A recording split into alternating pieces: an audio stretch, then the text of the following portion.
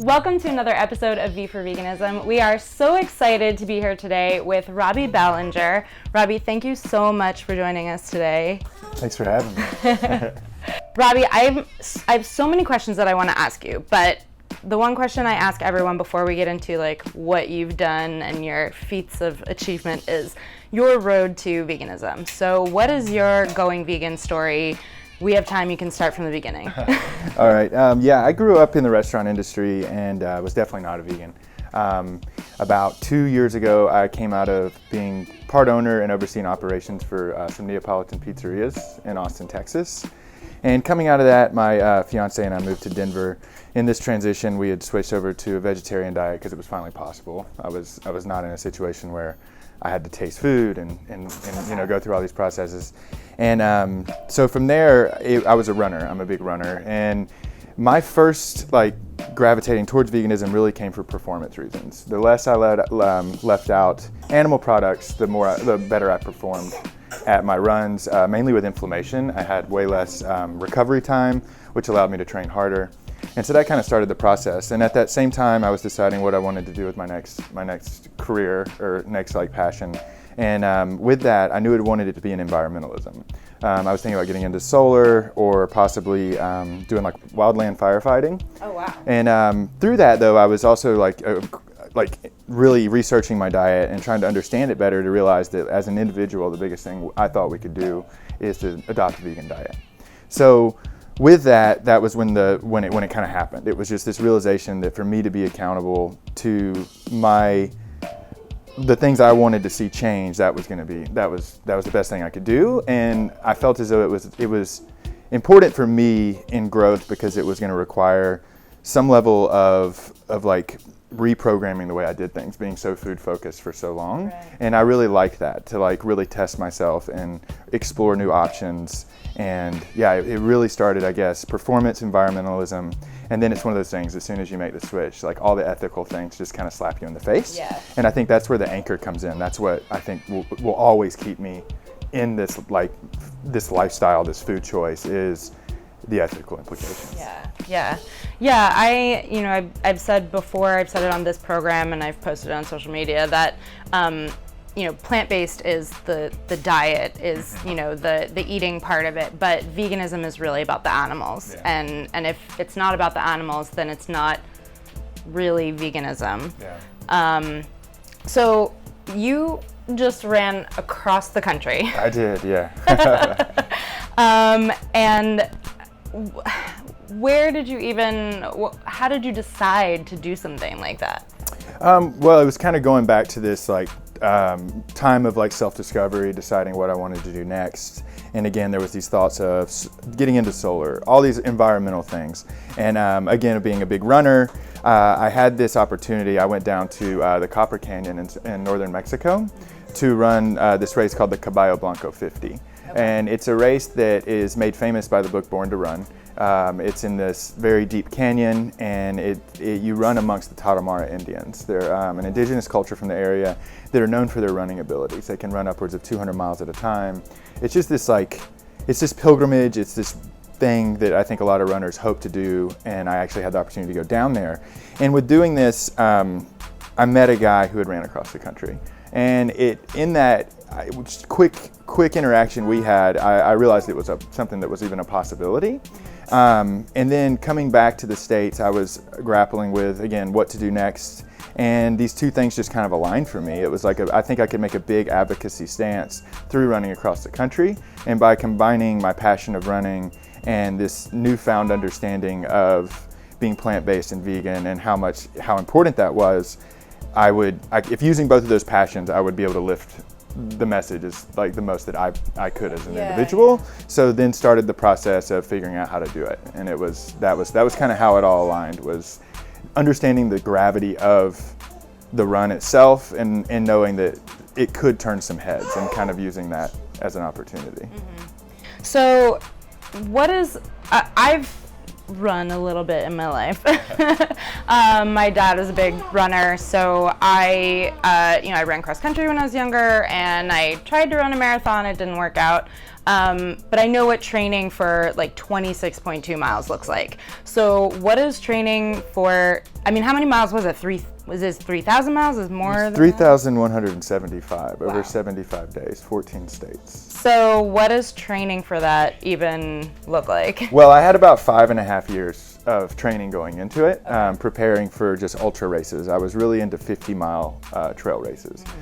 So from there, when I made the decision, I gave myself a year until the start date. So I broke it up into 3 parts, and those 3 parts being, the first I wanted to prove to myself I could run every day. So I ran 10 miles a day, taking every 15th day off for about 3 months, and just getting my body conditioned to that idea of like, this is just what we do. The second part, I continued that daily running, but upped the mileage and was doing 100 to 110 mile weeks. So going from 70, so adding a good bit there. Again, doing that for about 3 months. And then the last phase was to normalize the 50-mile distance, knowing that I was going to do between 40 and 50 miles a day. So I stacked like, I believe it was 7 races in a 3-month span, 50 milers and 100Ks, so 62-mile races. And that was in order, again, just to wrap my mind around the distance and hope that coming out the end, I would be in a situation where if somebody was like, I need you to go run 50 miles right now, I could just be like, okay, we can do that. And that I did get there, and that was good. All right, I got it. Yeah, and so yeah, bringing those things together, and then taking some time to rest right beforehand, just to get my body as fresh as possible. And then we set out on the run, a year and a day to the day I decided to do the run. Wow. So in terms of, I was reading on your Instagram, you had this woman named Jackie who was your crew chief. She was my crew chief and nutritionist and sister-in-law to be. Okay. Yeah. So in terms of your diet, like what type of meals was she planning for you? I guess even before you began the run and then on the run. Before, it was, just really clean. I mean, that's the beauty of a vegan diet, is it really focusing on things with that low inflammation, getting a lot of like cayenne pepper and turmeric and stuff like that into most things I ate, just so that I could recover fast and get back on the run. And then as we got closer and then getting into the run, it was really like high fat, high carbohydrates. So a lot of coconut milk, a lot of pasta and things of that nature. And then for the run itself, I needed to consume about 8,000 calories a day. Wow. So going into it, like that understanding, it really became clear, and really more so once I got out there, was like, not only did I like want to promote this diet and this lifestyle, it was vital. Like I can't imagine consuming 8,000 calories if they were a day, if it wasn't plant-based. Like it's just so much to put in, and it just leaves you light and clean and healthy, and it's re-nourishing my body instead of breaking it down. Meat just requires so much energy to digest, because we don't need to be eating this at all, we all understand that. So it allowed me to have it leave as much energy as possible for the run itself, and again, no inflammation, and feeling lighter and healthy is what sustained me throughout it. So it was like net positive, like all of this is like being vegan, being plant-based, it's all net positive. What's the negatives here? There are none, and it seems to every way you apply it, that's the case. So have you gotten any questions from like non-vegans, I guess like, that would say, well, it's impossible to get 8,000 calories on a plant-based diet. Like how could you even do that? Definitely like have heard those things. And it's so far from the truth, I guess, is really the biggest thing. And like, I think one of the bigger questions I got was obviously the protein question. Which is so frustrating. And that was kind of one of the things that started me on this journey as well, was as I was adopting this diet, my friends and family, out of pure concern, were like, we really don't know if you should do this. Like, you run a lot and you really need this meat for protein. And that was kind of one of the moments where I was like, okay, in doing this, not only would it be a catalyst for conversations and change, I could also provide an example of that's just not the case. It is possible. And so, that was a lot of it, was that protein question. And in simply eating a whole foods plant-based diet, you get all of the protein you need. You really don't have to seek out certain things. Like I did get the question a lot, oh, do you eat a lot of beans? And it was like, well, there's some in there, but it's not not required that I eat like a can of beans every day. So Yeah, and then as far as getting the calories in, I mean, it's really not hard. Like, I think you know, if you were doing like a raw foods diet, it might take a lot to consume, but you feel so light, it's so easy. And for me, one of the big things I used was a smoothie that we concocted, that Jackie concocted, and it was 1,000 calories a smoothie. Wow. And so I got 4 of those in a day. I actually ate 11 times a day. Wow. So, yeah. Is this a weird question? Did you eat as you were running, or you like took a break? Yeah, well, no, I would take a break. So I took a break every 5 miles. It was very short, okay. but my crew would meet me with either our full rig with our camper and van, or a smaller car for which they would have a little bit of food prepared. So kind of my daily food plan went, I woke up in the morning with a coffee and an oatmeal that had chia seeds, bananas, some nuts in there, and maple syrup. And then I would hit the road. 5 miles in, I'd have the first of these smoothies. Okay. And then the next 5 miles, I'd have a big bowl of fruit. Okay. Smoothie again, and then something more high carb. And we kind of repeated this throughout the day. Okay. And then ended the day with a camping meal called Outdoor Herbivore.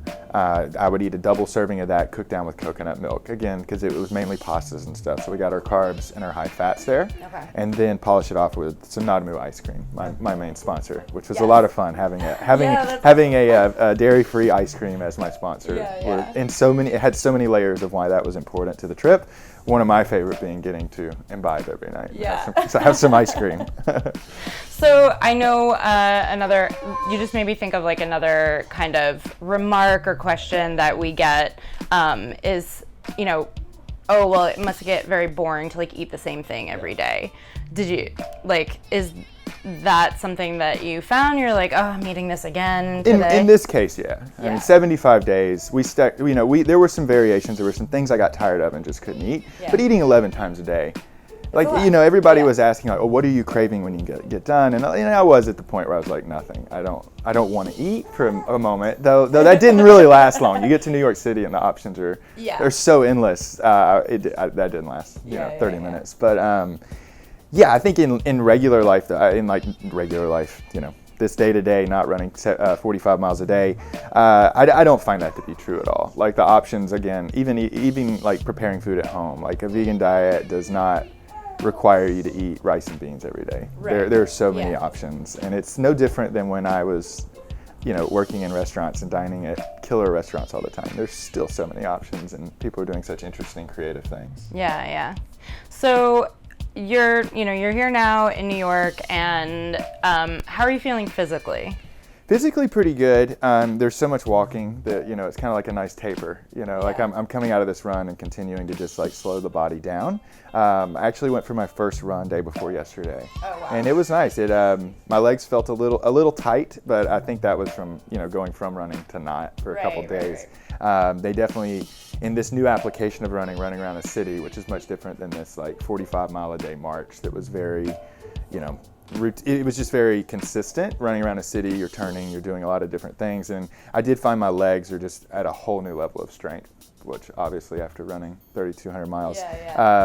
But that feels good. Mentally, there's definitely been, it's been a little slower than I expected, kind of getting back into things. Outside of like my really close friends and family who were my crew, any interactions I was having were on the run. People would come run with me, and that's how we were having conversations. Or it would be right when I'd come in from one of my 5 mile sections and getting to interact with people that were interested in what I was doing. But at that time, you still you have, you know, what we call like a runner's high kind of going, and right brain and left brain are just fully connected, and I'm just like fully present. And coming out of that now, it's definitely a little harder. There's a little fog there, and I'm realigning on like how to interact and how to be present and not have a lot of anxiety when I'm just kind of in a more mundane state. That's interesting. Yeah, I read something on your Instagram about anxiety, and I was wondering, like, is that something that you've experienced before, or that it's just the coming out of the run and like coming back into like the real world anxiety? I mean, definitely, I think most people, we experience anxiety to some level, and I definitely have. And that was what got me into running originally, was just like better mental health, better clarity, and more accountability to myself, and using running as a tool to overcome those things instead of, you know, going to the bar every night after a long night of work. And like, you know, coming up in the restaurant industry, it's like a work hard, play hard kind of thing. And so when my responsibilities at my restaurant started to increase, I needed to find a better way. So running became that. And now I think, you know, like there was so much running, and now not the lack of that, those anxiety levels, I think that a lot of it just lies in that. Yeah. And you find that it's sort of like meditative to run. Yeah, is it absolutely. like rather than having to like sit? Do you sit and meditate, or is running like your meditation? I'm a pretty like I'm like a one-trick pony. I'm a runner, you know, and that's where I have in the past. But as I was on this run and had so much time to think, there were lots of thought about, you know, more like mindful, calm meditation, and definitely getting into yoga and stuff like that, just because my body's so tight right now. So I think in the future more. I've definitely you know, scratched the running thing enough, but I mean not enough. I'm still going to run all the time, but yeah, I hope to explore other things a little bit more. Yeah. So something that you were saying earlier before the cameras went on was that you know, people, you're feeling this sort of like imposter issue, and people didn't want to know who you were before, but now everyone like cares. I mean, I guess, how do you feel about that? How are you processing that? That like now you're like famous. Yeah, right. No, yeah. I mean, it's just interesting. Like, it definitely like this like level of imposter syndrome. And I think it's because in order to accomplish this, I had to normalize it. Yeah. Like, you know, like my mind tells me it's not normal to run 3,175 miles, but it became normal to me because I did it over 2.5 months. So every day that's what I was doing. In the year leading up to it, I researched everyone else that had ever done it. You know, like to me, it became a normal thing. And now, like, you know, people are very like responsive to me talking about it, and they want to hear more, or people have heard about it and they want to talk to me. And yeah, I'm just like, but definitely things have changed about me, but I'm still the same person. Yeah. And I'm like, well, why all of a sudden? And it's just I know, but it's hard. It's a thing I'm grappling with for sure. Yeah, well, and I think like, you know, of course it is a feat no matter who you are and no matter for what reason you do it. I had a friend who walked across the country and he made like a documentary about it, and you know, now he's like the guy who walked across the country. But for you have that added level of plant-based and veganism and wanting to be a vegan advocate that I think adds to, you know, why people want to talk to you about it, you know? Yeah. And I guess that kind of comes with the territory of being an advocate. Mm-hmm. Like, absolutely. You know, you didn't just run across the country, you ran for a reason. Yeah. Yeah, that's definitely the case, and that has been really nice. That's where all the response is coming out of, is this like the plant-based vegan community, and it's great, and it warms me that, you know, that people are responsive to what I'm doing. But a big thing too is I want to make sure to be identified as a runner, because I think it, you know, us within the community already, it's like it's nice, it's a rallying cry, but it's really important to touch on people that are not there yet. Yeah. And so that's a thing too, is navigating that and wanting to make sure to get myself in front of people whom are like, that was why I did this. Running across the country, running through rural areas was going to give me an opportunity to talk to people that were not aware or not considering making these lifestyle changes. And so now I think that's important for me too, is to try to get myself in those situations as well again. And that's the thing about running across the country, is it is a small group, you know, of us that have done it. The first person did it in 1909, and I'm around the 330th person to ever do it since then. And you compare that to like Mount Everest, which was first climbed in 1957, and they think around 8,000 people have summited. So it's a rarity, and that was a thing for me, and a reason for doing it was then in the running community, people at races and at running events would be like, oh, you ran across the country, wow. And then that could open up this conversation and I did it on a plant-based diet. I did it for these reasons in hopes of helping them to come to those conclusions themselves. Yeah. And Well, yeah, I mean, my dad is a runner. My dad's 75 years old, awesome. Still running. Was not a long distance runner. He was mostly track. 800 was the 800 meter is his race, but we've traveled all over the world because he has a track meet here or there. And he's not there yet. So I'm going to show my dad this episode. Come on, Dad, it'll help. I promise. It'll make your running so much better. Yeah, you know, and he has, I mean, yes, he's 75, but he has noticed, you know, he's slowing down. Mm-hmm. and things ache, obviously, that didn't ache before. And, you know, my mom is vegan, so he eats a lot of what she cooks for him, but, you know, he's not fully there. And I think that he would certainly be helped by, like, your story and also just going vegan. I did want to ask you, because I saw that you came through Maryland, so I was confused as to your trajectory, because I was like, wait, did you go down and up? Like, what? Just what the way was the your... roads went, just kind of, we were already like kind of right on the border, and just the way the road dipped, we dipped down into Maryland for a day through Pennsylvania, and then came back up. So it's Pennsylvania, okay. Maryland, Pennsylvania. So Gotcha. yeah. Do you feel you have a better understanding of the United States map? You know, it's interestingly yes and no. Like somebody asked me today, well, what were the states you went through? And I do have a hard time reciting them in order, because I was living day to day. I was allowing my crew to just be like, okay, you're gonna get up in the morning, this is where you're going. Like when I'd be out there during the day, people would be like, oh, where are you stopping tonight? And I'm like, 35 miles from here? I don't really know. Yeah. So, you know, I definitely, like, you know, was very involved in the route making beforehand, and definitely have a better understanding of the country as a whole, and kind of how things do change as you make your way across on like a more geographic, like topographic level. And then also, you know, the feeling of communities definitely changes as you go. Yeah. But people were great all the way across. I think there's so many like labels and boxes that we put each other into in society, and I really found all along the way that people were like just super warm, super interested, super positive, and I had no naysayers that were like, what you're doing is crazy, that being, you know, plant-based is crazy. Like they wanted to talk about it, and I felt like every interaction we left the conversation with people at least thinking that they needed to make some better food choices. That's awesome. So that was really great. Yeah, so a lot of people joined you along the way at different moments. Were they all vegan, or they were No, just like in the running community? Yeah, it was predominantly people that were already involved in the movement, but there were some opportunities that we had that random people saw me and decided they would come run some miles with me. We did have a lady in Maryland that came out, and it was one of my favorite interactions. She saw our van. My van was wrapped with my sponsor, Nadamu, and the camper with Switch for Good, which is this great organization. It's an anti-dairy campaign made up of athletes, headed up by Dotsie Ball. She was an Olympic cyclist. Yes, I know. Really amazing woman. Has been like a great mentor for me in this. But we created conversations, and people would come up and talk to us and find out what we were doing. And this lady came up, and she was interested in running some with me. So she went and got her running clothes at the next stop. She came out and ran 5 miles with me and my nutritionist crew chief, Jackie. And come to find out, she was an exercise science and nutrition professor at the local college.